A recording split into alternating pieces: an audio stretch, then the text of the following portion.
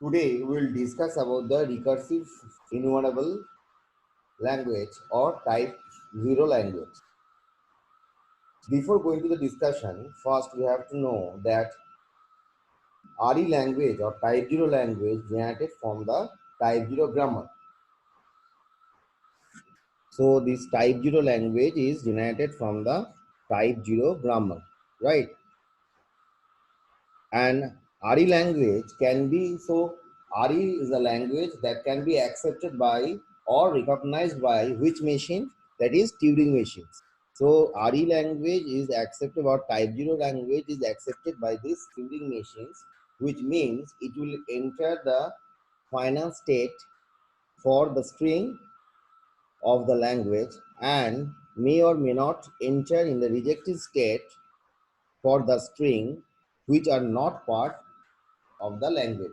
So first of all, you try to understand that if type 0 language is accepted by these Turing machines, so it will enter the final state for the string which is belongs to this language, or which will not enter the which will not accepted by this machine, that is Turing machines, which strings that is not belongs to the language. So it means that Turing machines can look forever for the strings which are not the part of the language. So RE language is also called the Turing recognizable language, right?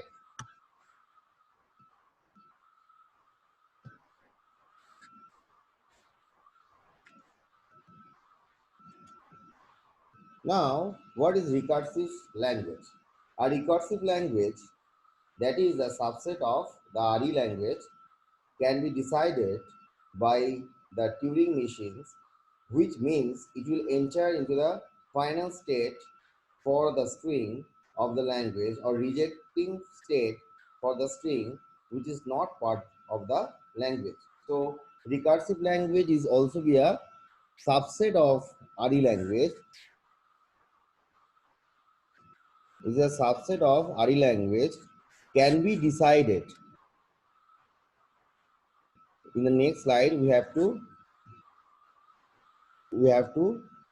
define what is decidability and undecidability. So, recursive language is such kind of RE language which can be decided by the Turing machines, which means it will enter the final state for the string of the language or rejecting state for the string which are not part of this language. Now, I have taken an example that e to the power n, b to the power n, c to the power n, such that n greater or equal to 1 is recursive because we can construct a Turing machines which will move to the final state if the string is of the form a to the power n, b to the power n, c to the n, or move to the non-final state, so that Turing machines always halt in this case. So recursive language are called is called as Turing decidable language. Okay. So first of all, you have to know that the recursive language is such kind of language which can be decided by the Turing machines, which means it will enter to the final state for such kind of language that is also a part of this language, or it is rejecting state for the string which is not part of this language, right?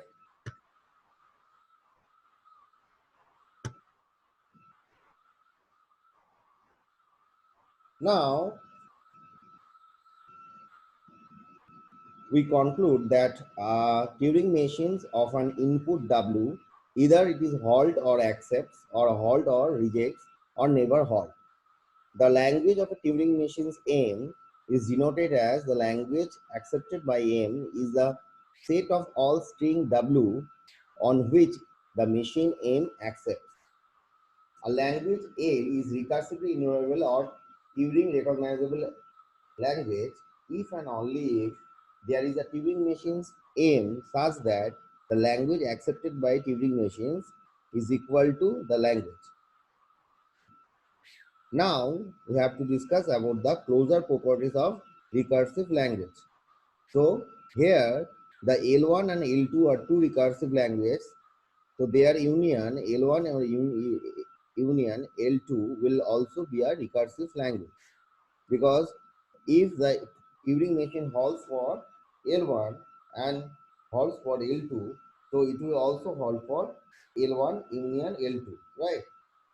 And the next is the concatenation. If the L1 and L2 are two recursive languages, so their concatenations L1 dot L2 will be also recursive. Clean closure is the L1 is a recursive, so L1 closure will be also the recursive. Now the insertion and complement, if L1 and if L2 are two recursive language, so the intersection L1 intersection L2 will be also a recursive language, right? Now, if you have any query, then you can mail me or contact my phone number. Thank you.